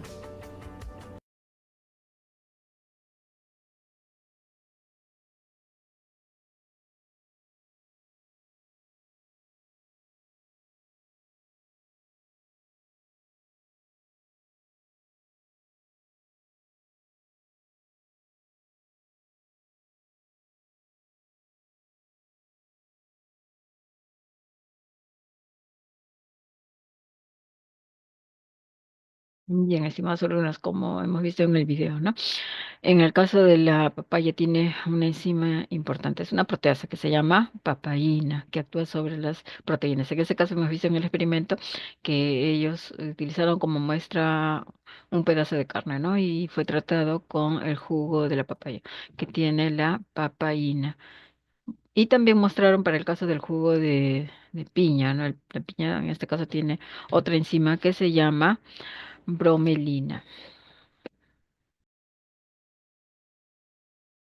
Bien, ahora, bueno, vamos a continuar con la clase. Les voy a presentar también otras, bueno, las siguientes diapositivas.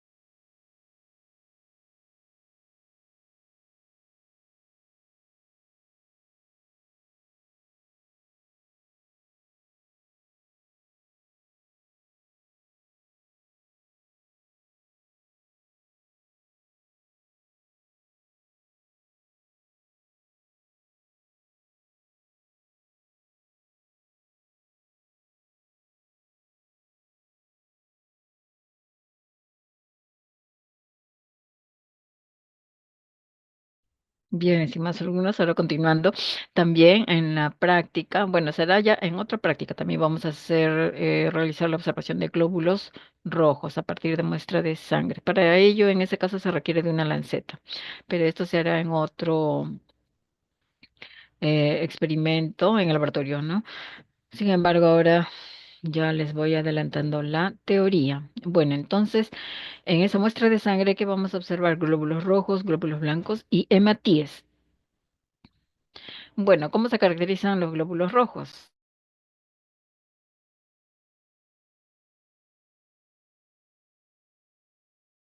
Bueno, generalmente tienen esta forma discoidal, como ven en la figura, ¿no? Y no tienen, bueno, estos se caracterizan porque no tienen núcleo, son células sanguíneas, pero que no tienen núcleo, ¿no? Es color rojizo, además contiene hemoglobina. Esta proteína, la hemoglobina, es una proteína que se encarga de transportar oxígeno y dióxido de carbono. Los glóbulos rojos son producidos en la médula ósea, también los glóbulos blancos y las plaquetas. La vida media de estas células es 120 días. Son destruidos en el sistema mononuclear fagocítico. Es decir, después de los 20 días ya estas células son ya fagocitadas. Posteriormente, claro, porque tienen un tiempo de vida útil. Bueno, aquí también vemos al glóbulo rojo que tiene una forma discoidal, ¿no? Aquí, bueno, internamente tiene la hemoglobina. Aquí está la molécula de la hemoglobina. La hemoglobina, que tiene cuatro subunidades. Cuatro subunidades, cada subunidad tiene el grupo hemo. Y en el grupo hemo, en el centro tiene átomo de hierro, ¿no? Que a través de este átomo de hierro se une el oxígeno, ¿no? De tal manera que esta hemoglobina, ¿no? A través de los glóbulos rojos transporta el oxígeno hacia todas las células, ¿no? Como podemos ver también en esta imagen. Acá tenemos el glóbulo rojo que contiene la hemoglobina. Transporta la hemoglobina hacia las células, como pueden ver. Transporta. Pero por otro lado también recoge, digamos, el CO2 que son producidos por las células, porque las células por su metabolismo producen CO2, pero a la vez también necesitan oxígeno. Este CO2, para evitar que se acumule, entonces pasa a la hemoglobina y la hemoglobina luego lo lleva hasta los pulmones, ¿no? A través de la circulación sanguínea. Lleva a los pulmones y nosotros luego a través de la respiración nosotros eliminamos el CO2. Es decir, la hemoglobina tiene doble papel, ¿no? Transporta el oxígeno que nosotros respiramos, ¿no? Nosotros respiramos el oxígeno, estos llegan hasta la hemoglobina en los alvéolos pulmonares y luego ya a través de la corriente sanguínea el oxígeno es transportado hacia todas las células. A su vez, el CO2 pasa al glóbulo rojo y el glóbulo rojo lo lleva hacia los pulmones y nosotros ya lo exhalamos. No, ese es el proceso, ¿no? Esa es la importancia de los glóbulos rojos. Bueno, entonces aquí los objetivos de la práctica sería determinar la presencia de estas células, ¿no? En este caso, glóbulos rojos. También podemos ver glóbulos blancos y las plaquetas, ¿no? Los glóbulos blancos que tienen un papel su papel es diferente. Más que todo está en la defensa, en el sistema inmune. Y el caso de las plaquetas, ¿no? Es importante principalmente por ejemplo, cuando uno, por ejemplo, tiene alguna herida, ¿no? Se forman las cicatrices, ¿no? Ahí participan las plaquetas, más que todo, ¿no? Bueno, entonces tienen papeles diferentes, tanto glóbulos rojos, glóbulos blancos y las plaquetas. Bueno, eso es lo que podemos observar en, en la práctica. Ahora, nosotros para ello vamos a tomar una muestra. Solamente para ello se requiere una gota nada más de sangre, ¿no? Lo cual, bueno, para ello necesitamos una lanceta. Aquí están todos los pasos. Primero, desinfectar el dedo anular con algodón y alcohol. Y luego, con una laceta, punzar el dedo, como podemos ver en la imagen. Dejar caer una gota de sangre sobre un extremo de la lámina portaobjetos, no en el medio, sino en un extremo. Después, con la ayuda de otra lámina, formar un ángulo de 45 grados y realizar un frotis. Es decir, vamos a diseminar la muestra en el portaobjeto, ¿no? Vamos a extender homogéneamente la gota de sangre sobre la superficie de la lámina y luego se deja secar. Después se aplica ya un colorante. Entonces, luego, una vez que ya se seca, se cubre el frotis con colorante Roy o colorante Yensa por un minuto, ¿no? Sin eliminar el colorante, agregar agua destilada y dejar actuar por 10 minutos. Eliminar luego el colorante y lavar suavemente con agua de caño, dejar secar la lámina y luego se realiza la observación en el objetivo de 100x con aceite de inmersión. Ya, entonces en este caso vamos a utilizar este colorante y bueno, y luego vamos a ir a hacer las observaciones. Les voy a mostrar un video de este procedimiento, ¿no? De cómo se tiene que hacer para poder observar a las células sanguíneas.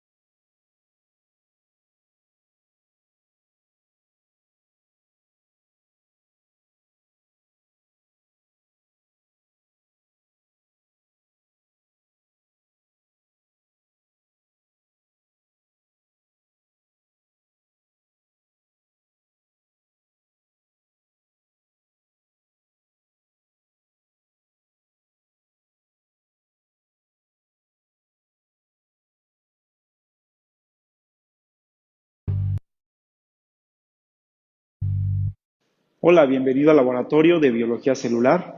El día de hoy haremos la práctica de diferenciación de células sanguíneas. La sangre es un tejido líquido compuesto por un plasma y componentes celulares como los glóbulos blancos o leucocitos, glóbulos rojos o eritrocitos, así como plaquetas. La parte líquida, que es el plasma, está formada por agua, proteínas y otros nutrientes, como enzimas, hormonas, glucosa, entre otros. Los glóbulos blancos son las células que se encargan de proteger a nuestro organismo en contra de las infecciones. Esto es porque se desplazan a través del torrente sanguíneo al lugar donde se requiere atacar algún agente infeccioso principalmente. Estos se producen en médula ósea y se pueden clasificar en 5 tipos diferentes. Los glóbulos rojos son las células, también llamadas eritrocitos, que permiten transportar oxígeno a través del torrente sanguíneo, así como captar dióxido de carbono y eliminarlo a través de los pulmones. Estos llevan a cabo su función gracias a una molécula, una proteína llamada hemoglobina. Tiene un color característico, rojo, gracias a el hierro que contiene. A través de esta práctica, nosotros utilizaremos una tinción llamada tinción de hematoxilina y eosina, muy utilizada para teñir la sangre, y con esta nosotros podemos diferenciar los componentes sanguíneos, es decir, las células que conforman a la sangre.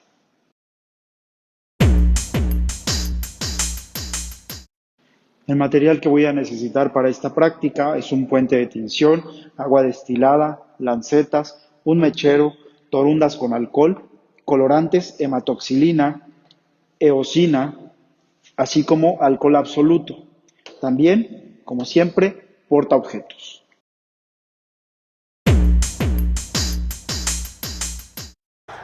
Ok, el procedimiento inicialmente es muy parecido a algo que habíamos hecho en una práctica anterior, y es que voy a realizar un frotis. Para ello, tomo una torunda que tiene alcohol para realizar la desinfección o asepsia del dedo que voy a puncionar. Voy a tomar una lanceta limpia, ¿sale? Y con esta lanceta voy a realizar una punción sobre mi dedo.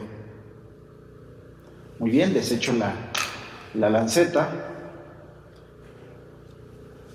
y voy a colocar una gota de sangre sobre mi portaobjetos.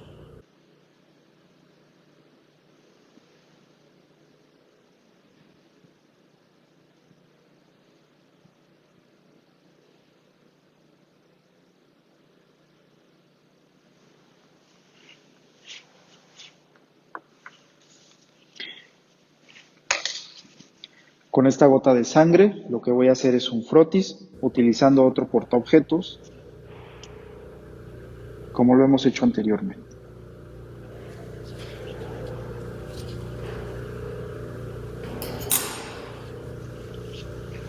Una vez que ya tengo mi frotis hecho, lo voy a dejar secar un momento.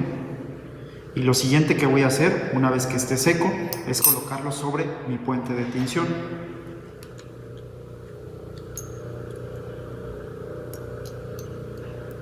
Sobre este frotis voy a colocar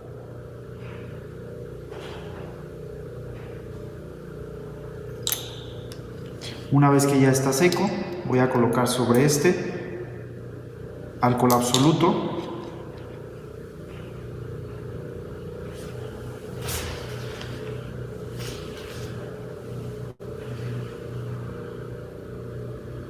Y voy a dejar que se evapore. Recuerda, este alcohol absoluto se evapora muy fácilmente, es decir, se seca muy rápido. Una vez que ya está seco, ya pasó el tiempo suficiente. Lo siguiente que voy a hacer es colocar el colorante hematoxilina. Este tiene un color más o menos azul, morado, y voy a cubrir con este la muestra.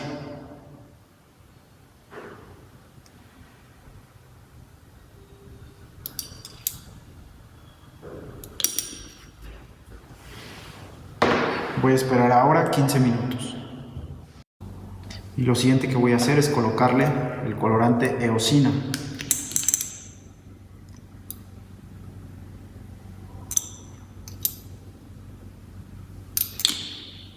Este solamente es por 1 minuto.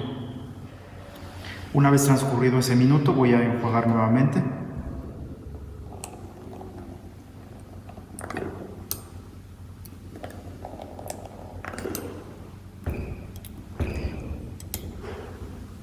Y con ayuda de un mechero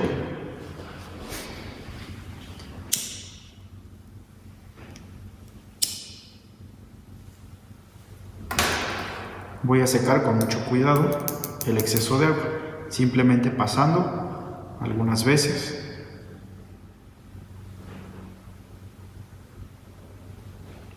Bien. Una vez que ya está seco, ya estoy listo para ver esta muestra al microscopio. Ok, ya tengo aquí lista mi muestra, a la cual teñí con la coloración de hematoxilina y eosina. Para observar a las células de la sangre, como lo hemos hecho anteriormente, voy a utilizar el objetivo de 100X. Recuerda que este objetivo de 100X también se llama objetivo de inmersión, por lo que voy a ocupar aceite de inmersión. Voy a colocar una pequeña gota sobre mi muestra y recuerda, esta gota debe estar en contacto con el objetivo de 100X.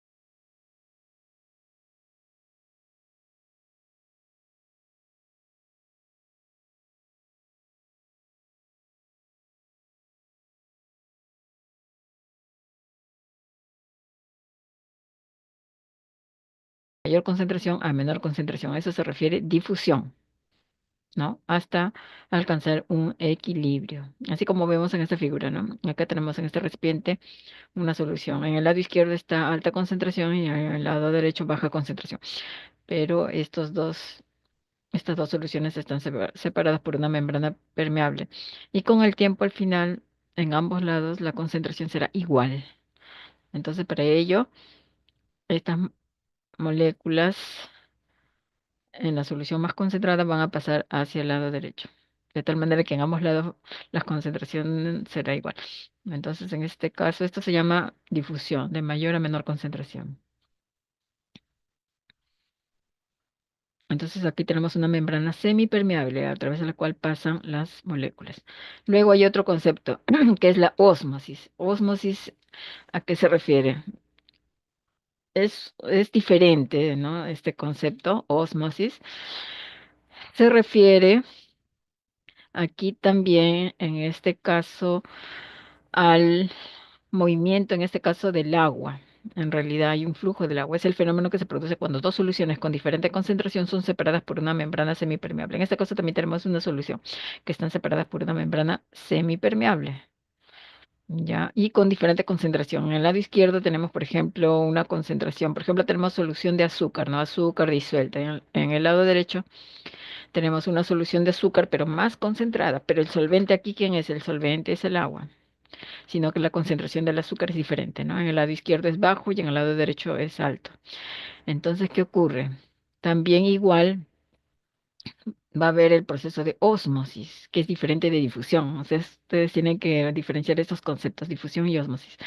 Bueno, en el caso de la ósmosis, lo que ocurre es que también al final tiene que haber la misma concentración en ambos lados. Pero aquí tenemos una membrana semipermeable. Aquí en esta membrana semipermeable el soluto no puede entrar, no, no se difunde, solamente el agua. Entonces, ¿qué sucede?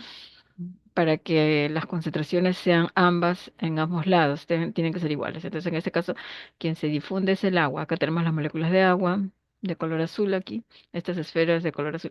Estos van a atravesar la membrana semipermeable y vemos que ahora en ambos lados las concentraciones del soluto son iguales. Entonces, en la ósmosis hay difusión del agua. En cambio, en la difusión, lo que se ve es que lo que se difunde sería el soluto, no el agua, sino el soluto. Ya, esa sería la diferencia entre difusión y ósmosis. Bueno, entonces, ahora, de acuerdo a las concentraciones, a estas soluciones se les puede denominar hipertónicos o hipotónicos, ¿no? Cuando la concentración es muy alta de un soluto se le llama hipertónico y cuando la concentración es muy baja se le llama hipotónico. Bueno, entonces estos son, bueno, esto también lo que les había explicado, ¿no? También Aquí, por ejemplo, tenemos soluciones con diferente concentración. Acá en el lado derecho tenemos una solución con concentración baja, por eso es solución hipotónica. Y en el lado derecho, una solución con concentración alta, hipertónica. Y acá están separados por la membrana semipermeable. Entonces, al final, en el equilibrio, acá habrá ósmosis, ¿no? El agua atravesará la membrana del lado izquierdo hacia el lado derecho, de tal modo que en ambos lados las concentraciones serán iguales. Ahora, ¿qué pasa cuando estas soluciones aplicamos a la célula? ¿Qué pasará? Bien, entonces, por ejemplo, eh, en una célula sanguínea, ¿qué ocurre?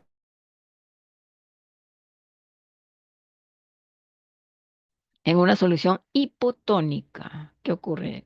O con una solución hipertónica. Por ejemplo, si se le agrega en este caso una solución hipertónica de cloruro de sodio en alta concentración, ¿no? ¿Qué ocurre con la célula sanguínea? Vemos que ocurre este fenómeno, la crenación. La célula comienza a deshidratarse, pierde agua y se ve como células arrugadas. Así es lo que vamos a ver en el microscopio a las células arrugadas en la presencia de altas concentraciones de sal, ¿no? Esto debido a la ósmosis del agua. La célula comienza a perder agua. El agua sale de dentro para afuera, ¿no? Dentro de la célula para afuera, pierde agua. Ahora, en el caso contrario, cuando es solución hipotónica, muy baja concentración de sal, por ejemplo, en este caso, cuando es baja concentración de sal, entonces el agua comienza más, lo contrario, comienza a entrar dentro de la célula y la célula sanguínea se hincha, se va a hinchar, inclusive revienta, citólisis.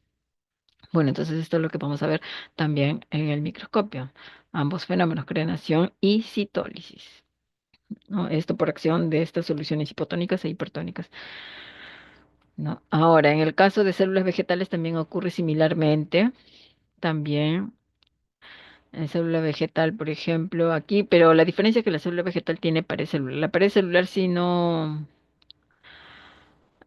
sufre modificación, ¿no? Permanece igual. Pero lo que se ve cuando se aplica ahí una solución hipertónica, es decir, una solución que tiene alta concentración de sal, entonces aquí la célula también va a perder agua, comienza a encogerse. Por ejemplo, acá vemos que la célula se separa de la pared celular. La pared celular está intacta, pero la membrana se separa, o sea que la célula se encoge por dentro, pero la pared permanece igual. Eso es lo que también se observa, ¿no? Ya, ahora cuando es una solución hipotónica, en ese caso más bien también entre el agua, y también vemos que la célula se va a, se va a hinchar, ¿no? En este caso le llaman turgencia, turgencia. Más bien cuando aquí la célula se separa de la pared celular y se le llama plasmólisis, en el caso de la célula vegetal. Bueno, entonces eso es lo que ya vamos a ver en el microscopio, ¿no? Ya, bueno, en este caso es eh, también, bueno, el procedimiento que ya hemos explicado con las células sanguíneas y aquí este experimento también se puede hacer con células de cebolla. Entonces, podemos ver esos fenómenos plasmólisis y turgencia en células de cebolla. También. También, entonces para ello se requieren muestras de cebolla, ¿no? En láminas rotuladas, colocar una gota de cada concentración de solución salina, es decir, solución hipertónica y solución hipotónica, en cada porta objeto. Bueno, ahora en este momento,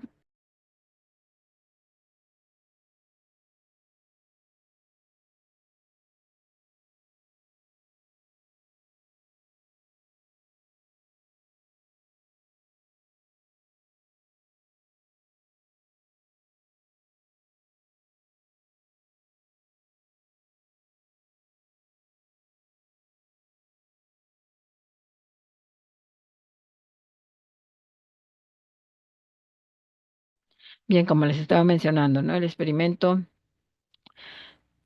con las soluciones hipertónicas e hipotónicas podemos verlas también en células sanguíneas y también células vegetales. En este caso vamos a utilizar células de la cebolla. Entonces, para eso necesitamos portaobjetos, en dos portaobjetos. En un portaobjeto se coloca una gota de solución hipertónica y en la otra portaobjeto van a colocar una gota de solución hipotónica. Luego se coloca con una pinza un pequeño fragmento de la catáfila de la cebolla. Se deja reposar por 2 minutos, luego se cubre la lámina con una laminilla o cubre objeto y se observa en los objetivos de 10x y 40x. Y luego se realizan las respectivas observaciones, ¿no? Tal como se ha visto acá, se tiene que ver los fenómenos de turgencia y plasmólisis, ¿no? Eso es todo. Bueno, y aquí tiene, bueno, una tabla también para poder